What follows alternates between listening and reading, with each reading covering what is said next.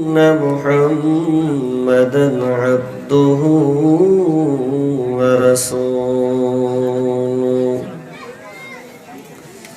الذي أرسله بالحق بصيرا ونذيرا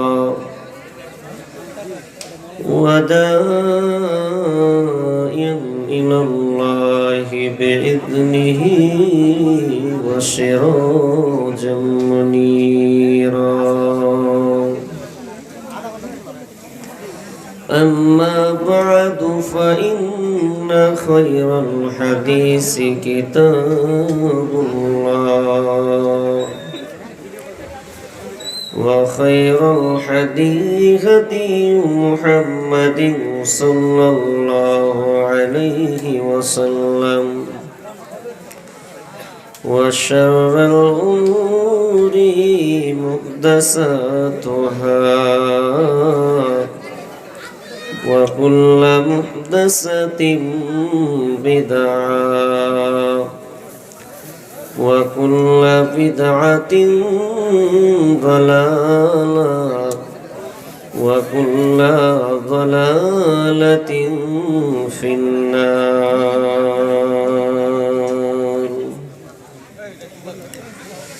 فقد قال الله تبارك وتعالى في كلامه المجيد وفرقانه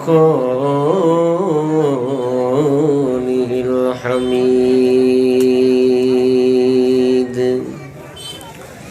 بعد أعوذ بالله من الشيطان الرجيم.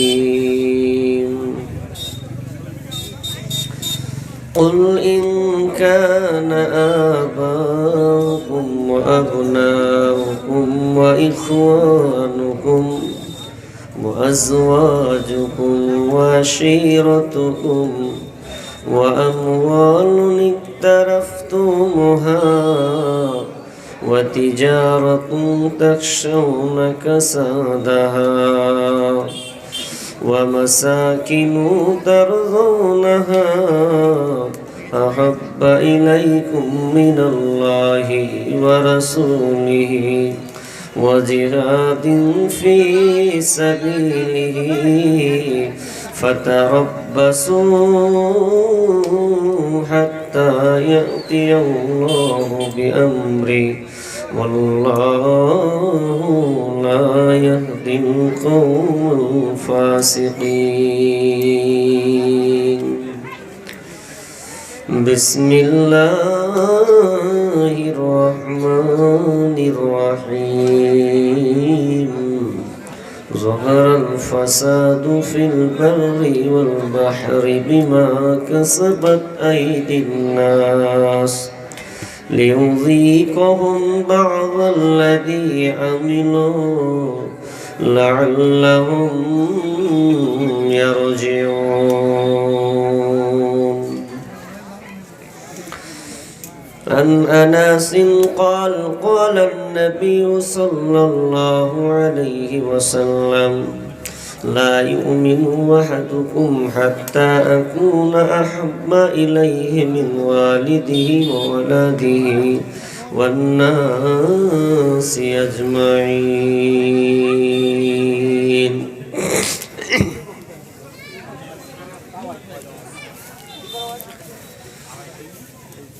কার ভরসায় আছো রে মন, কিসের করো আশা?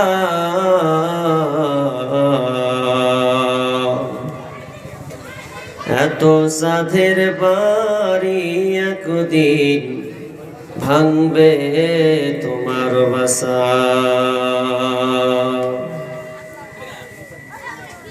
কার ভরসায় আছো রে মন, কিসের করো আশা?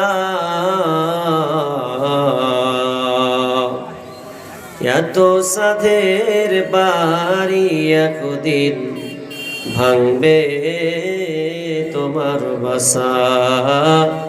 এত সাধের বাড়ি একদিন ভাঙবে তোমার বাসা। ও তোমার গুনাহ দিন ফুরাইয়া যাবে, ও তোমার হিসাবের দিন ফুরিয়ে যাবে, যৌবনে লাগবে ভাটি। ওই যে দেখো ডাকিতেছে তোমায় কবরের মাটি, ওই যে দেখো ডাকিতেছে তোমায় কবরের মাটি। সন্ধ্যার আগে যেদিন ডুবিবে বেলা, এক পলকে বন্ধ হবে যত রঙেরই মেলা। সন্ধ্যার আগে যেদিন ডুবিবে বেলা, এক পলকে ধ্বংস হবে যত রঙেরই মেলা। কারে দিবা তুমি জোরে ধমক, কারে দিবা জোরে ধমক, কারবা মাথায় ভাঙবে লাঠি। ওই যে দেখো ডাকিতেছে তোমায় কবরের মাটি, হায় রে। ওই যে দেখো ডাকিতেছে তোমায় কবরের মাটি। ও তোমার গুনাহ দিন ফুরিয়ে যাবে, ও তোমার হিসাবের দিন ফুরিয়ে যাবে, যৌবনে লাগবে ভাটি। ওই যে দেখো ডাকিতেছে তোমায় কবরের মাটি, ওই যে দেখো ডাকিতেছে তোমায় কবরের মাটি। খবর পেয়ে আসবে আত্মীয় স্বজন, খবর পেয়ে আসবে আত্মীয় স্বজন, চারিপাশে বসে তারা করিবে ক্রন্দন। খবর পেয়ে আসবে আত্মীয় স্বজন, চারিপাশে বসে তারা করিবে ক্রন্দন। সাজাইবে তোমায় মনের মতো, সাজাইবে মনের মতো, কি সুন্দর পরিপাটি। ওই যে দেখো ডাকিতেছে তোমায় কবরের মাটি, ওই যে দেখো ডাকিতেছে তোমায় কবরের মাটি। ও তোমার গুনাহ দিন ফুরিয়ে যাবে, ও তোমার হিসাবের দিন ফুরিয়ে যাবে, যৌবনে লাগবে ভাটি। ওই যে দেখো ডাকিতেছে তোমায় কবরের মাটি, ওই যে দেখো ডাকিতেছে তোমায় কবরের মাটি। ঘুইরা পড়ো তুমি মায়াবী পিছে, এত আশা ভালোবাসা তোমার সকলি মিছে। ঘুইরা পড়ো তুমি এ মায়াবী পিছে, এত আশা ভালোবাসা তোমার সকলে মিছে। কোন দিন যেন আইসা পরে, কোন দিন যেন আইসা পরে, মালাকুল মৌতের হাতের চিঠি, ওই যে দেখো ডাকিতেছে তোমায় কবরের মাটি, ওই যে দেখো ডাকিতেছে তোমায় কবরের মাটি। ও তোমার গুনাহ দিন ফুরাইয়া যাবে, ও তোমার হিসাবের দিন ফুরিয়ে যাবে, যৌবনে লাগবে ভাটি, ওই যে দেখো ডাকিতেছে তোমায় কবরের মাটি, ওই যে দেখো ডাকিতেছে তোমায় কবরের মাটি।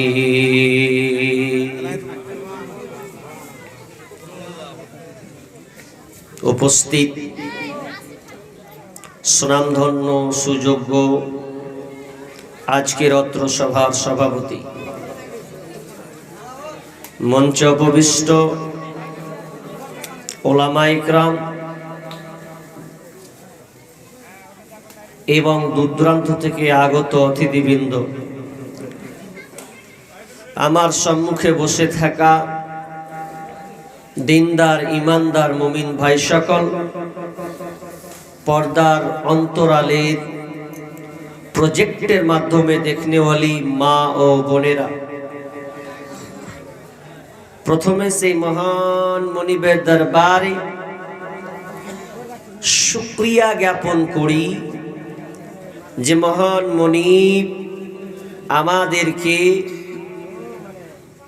এক মসজিদ কেন্দ্রিক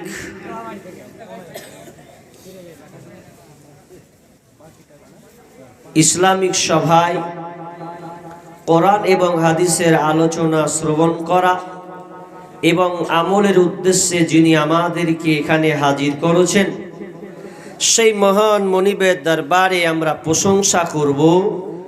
এই সকল কটি লোক একটু আল্লাহর প্রশংসা করুন তো, সকলে বলি আলহামদুলিল্লাহ। অতঃপর শান্তি বর্ষিত হোক সকল নবীদের উপর, বিশেষ করে আমাদের শেষ নবী জনাবে মুহাম্মদুর রাসূলুল্লাহ সাল্লাল্লাহু আলাইহি ওয়াসাল্লাম। ভাই,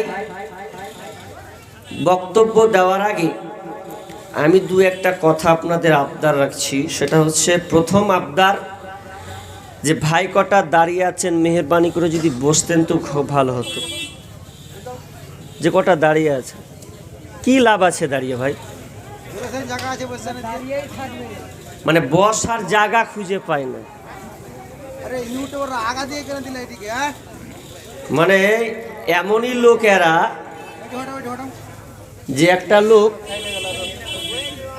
বিয়ে করেছে, নতুন বিবাহ করেছেন, জানেন নতুন বিবাহ করার পর চাষি মানুষ তো চাষ করে, তো ধান লাগিয়েছে, ধান লাগিয়েছে, তো ধান রোপণ মানে হয়ে গেছে, হলুদ টাইপের হয়ে গেছে, এক কথায় পেকে গেছে, এখন কাটবে। নতুন বিবি বলছে, যাও তুমি ধানটি কেটে এসো গা, লাহারি ঠিক টাইমে নিয়ে আসবো। লাহারি যখন ঠিক টাইমে নিয়ে আসবে, তো সকালে, কোন সকাল 6টার সময় ও বাড়ি থেকে বের হয়েছে, ও বিসমিল্লাহ শুরু করে। 9টা বেজে গেছে, স্ত্রী খাবার নিয়ে রেডি করে নিয়ে চলে গেছে ওই মাঠে, দিয়ে আবার দেখছে এ আর সর্বনাশ, বলছে স্বামী এসেছে ধান কাটতে, তো দেখো শুরুই করেনি। এবার তো মন টন খারাপ, দিয়ে এবার স্ত্রী বলছে, হ্যাঁ গো কি ব্যাপার, যে তুমি ধান কাটতে এসেছো, ধান কাটা হয়নি, তুমি শুরুয়াতি করনি। তো বলছে, হে পাগলি, আর কুছি ধান কাটতে এসেছি ঠিকই, কিন্তু কোনখান দিয়ে যে শুরু করব আমি জো খুঁজে পাই না। মানে কোন দিক দিয়ে শুরু করব, চেয়ারমোহনী এই দিক দিয়ে করব না ওদিক দিয়ে করব, আমি মাথা তাল খুঁজে পাচ্ছি না। এবার নতুন বিবি, আগেকার বিবিরা এত কঠোর ছিল না, খুব নরম, এখন তো হলো তো হ্যান্ডটা একদম উড়িয়ে দিত। যাক, তো এবার ওই স্ত্রী কি করেছে, জাগা যখন শুরুয়াত করনি তো আমি যাচ্ছি, তুমি লাহারিটে খাও, আমাকে দাও, আমি যাচ্ছি। দিয়ে এবার যে এক কর থেকে বিসমিল্লাহ বলে কাটতে শুরু করে দিয়েছে, অনেকটা কেটে নিয়েছে। খাওয়া শেষ করার পরে এবার দেখছে যে হ্যাঁ আল্লাহ, আমার বিবি ছাটিয়ে দিলে কেটে রে, আর আমি এতক্ষণ সকাল থেকে যে শুরু হয়নি তোকে বকছে, বলছে হ্যাঁ তুই জো কুণ্ঠে রেখেছিস আমাকে কইতে পারিস নি, আমি জোখানটা ঢুঁড়ে পাই না রে, জো আর তুই তোর কাছে জো আছে তুই তো কইলে তো হয়। তো ওই রকম কয়েছে মাল কটা সবটি মানে খুঁজা পায় না কোনখানে বসবে, ও দাঁড়িয়ে আছে, জো খুঁজা পায় না, ওই জন্য ওই সাইডে সাইডে লাইনটা ধরে নিয়েছে। আর এমন মনে হচ্ছে যে বসলি আপনারা মারবেন মনে হচ্ছে ওই রকম, ওই জন্য সবটি দাঁড়িয়ে আছে, মানে বসলেই মের খাবে ওরা, ওই জন্য দাঁড়িয়ে আছে। বসবে কথা তো খেপার মতন দাঁড়িয়ে আছে, কি লাভটা আছে বলেন? আমি রাগলে ফের বলছে চুট করে আপনি রেগে যাচ্ছেন, বসেন, ভালো লাগবে, বসার মেহফিল সুন্দর একটা জায়গা করা আছে, না ভালো লাগলে উঠে চলে যান, আমার কোনো আপত্তি নাই, তবে দাঁড়িয়ে থাকা লোক আমি দেখতে পারি না, বসতেই হবে, আর নাহলে কেটে পড়তে হবে। এরপর যদি দাঁড়িয়ে না থাকতে পারি তো কড়া করে কথা বলে বলিতে পারবেন না, বসে যান ওখানে। আমি আজকে খুব গুরুত্বপূর্ণ আলোচ্য বিষয়, এই বিষয়টা হচ্ছে যে মুসলিম জাতি নির্যাতিত কেন, মুসলিম কেন মার খাবে? আর কি পৃথিবীতে ধর্ম নাই? পৃথিবীতে প্রায় 4300টি ধর্ম আছে। কতটি বললাম? 4300টি ধর্ম আছে। তার মধ্যে ছেটে ছুটে মানে বেছে বেছে একত্রিত করে ভালোগুলাকে মানুষের বিবেকের কাছে যেটা লেগেছে সেটা হচ্ছে 10টি ধর্মকে একটু ছেটে ছেটে নিয়ে এসেছে। তার মধ্যে আল্লাহর কাছে মনোনীত দিন সেটা হচ্ছে কি? ইসলাম। ইসলামের চাইতে আর বিকল্প কোনো ধর্ম কোনো দিন নাই যে ইসলামের ধারে কাছে আসতে পারে। অথচ দেখেন সারা পৃথিবী ওয়ার্ল্ড, শুধু ভারতবর্ষ বলে নয়, আপনি মায়ানমার যান, আপনি ইরাক বলেন, ইরান বলেন, আপনার কিনা আরব কান্ট্রি যেটা বলছেন, আপনি জর্ডান বলেন, লেবানন বলেন, যত জায়গা আছে সমস্ত জায়গাতে চীন সহ, ভারত সহ, বাংলাদেশ সহ মুসলিমরাই মার খাচ্ছে। কথা ঠিক না ভুল? আপনারা সোশ্যাল মিডিয়াতে দেখতে পাচ্ছেন, আমি অত লম্বা করব না, প্রতিদিন খবর নিউজ আপনারা দেখছেন, মুসলিমরাই মার খাচ্ছে। কেন গো? কেন মুসলিমরা মার খাবে? আর কোনো দল নাই? এমন মার মারছে যে সোশ্যাল মিডিয়াতে পোস্ট করা হচ্ছে, এরপরে ওর উপরে রিয়াকশন নেওয়া হয় না। ভারতবর্ষে কত সরকার এলো আর বেছে বেছে মুসলিমদেরকে হত্যা করেছে, মারা হয়েছে, এরপরে কোনো রিয়াকশন নাই, এরপর এর কোনো বিচার নাই। অথচ আপনি ভারতবর্ষে যদি আপনি একটা হরিণ মারেন, হরিণ ভুলবশত হরিণ যদি আপনি শিকার করেন, বনে মেরে ফেলেন, তাহলে আপনাকে জেল পর্যন্ত যেতে হবে। যেমন সালমান খান যেমন হরিণের জন্য কেস লড়েছেন প্রায় কয়েক বছর ধরে, এখনো সমাধান হয়েছে কিনা আমার জানা নাই।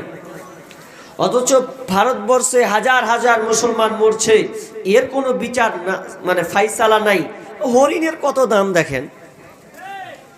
ভারতে মুসলমানের দাম নাই কিন্তু হরিণের দাম আছে। আমেরিকা মুসলমানের দাম নাই কিন্তু কুত্তার দাম আছে। क्या जिंदगी चल रहा है? কি জীবন আমাদের, যে পৃথিবীতে বেছে বেছে মুসলমানদেরও হত্যা করা হচ্ছে, মারা হচ্ছে, নির্যাতন করা হচ্ছে, নিপীড়ন করা হচ্ছে, বাড়ি থেকে বের করে দেওয়া হচ্ছে।